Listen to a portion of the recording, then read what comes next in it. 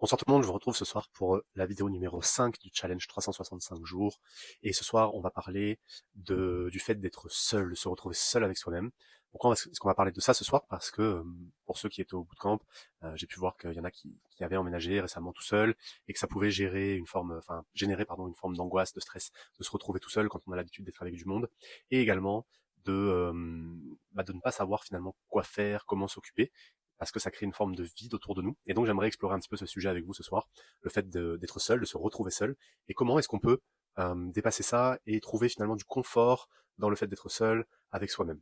Tout d'abord, qu'est-ce que ça veut dire être seul, et la peur qu'il peut y avoir derrière, c'est de se retrouver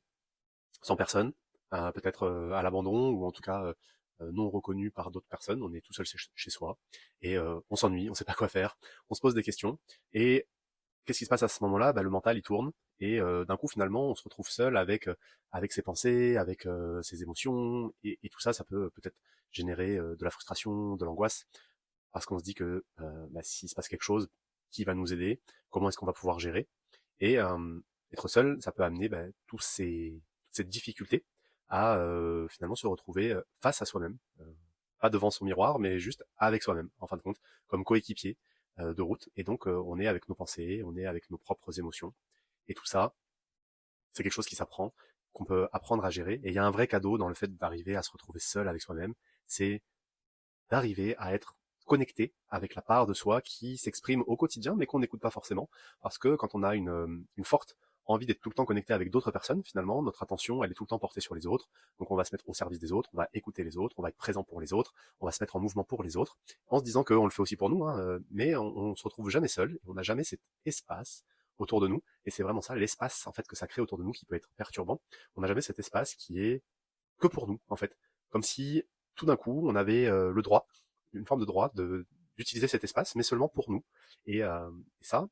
c'est un vrai cadeau, en fin de compte, avec soi, que de pouvoir utiliser cet espace pour se retrouver, pour comprendre qu'est-ce qui se passe aussi en nous quand on est tout seul, qu'est-ce qui se joue, quelle émotion me vient, quelle pensée me vient, et d'accueillir, simplement, comme en reflet, comme le miroir, en reflet, d'accueillir ce qui vient avec nous et de se laisser traverser par nos pensées, par nos émotions. Et il y a un vrai cadeau là-dedans, parce que, en fin de compte, quand on vit bien seul, eh bien, on vit bien avec les autres. Et il y a un vrai challenge avec ça,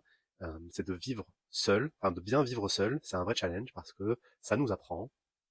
à faire des choses pour nous, à prendre du temps pour nous, à être avec son propre rythme, dans l'écoute de son corps, et à se respecter dans qui on est profondément, dans ce qu'on a réellement envie de faire, et d'être avec en pleine écoute, en pleine conscience à l'intérieur. Et c'est tout ça qui peut amener cette peur aussi, c'est parce que quand c'est nouveau, on se dit qu'est-ce qui se passe, qu'est-ce qui va se passer, et on ne sait pas trop. Et il y a une vraie écoute avec soi, et ça permet vraiment de se recentrer sur soi. Et en faisant ce travail de recentrage, eh bien, on fait aussi le travail, en fin de compte, de recalibrer avec les autres où sont nos limites. Qu'est-ce que j'ai accepté jusqu'à maintenant, qui n'était peut-être pas ok pour moi, mais je m'en rendais pas compte en fin de compte parce que j'étais trop dans l'énergie des autres, ou trop proche des autres, et je n'avais jamais eu accès à cet espace. Et donc d'être seul, ça permet de retrouver cet espace, de retrouver cet équilibre, de retrouver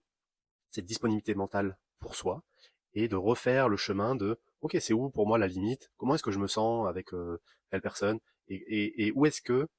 je n'ai plus envie qu'il vienne ou qu'il aille ensuite. Donc ça, c'est le vrai cadeau que d'être seul, que d'arriver à trouver ses limites, trouver son espace, celui qui est ok et utile et agréable pour nous, et seulement pour nous, de manière très égoïste, de se dire où est-ce que je me sens bien, comment est-ce que je me sens bien, et quelles conditions non négociables je ne serai plus capable d'accepter après avoir découvert ça.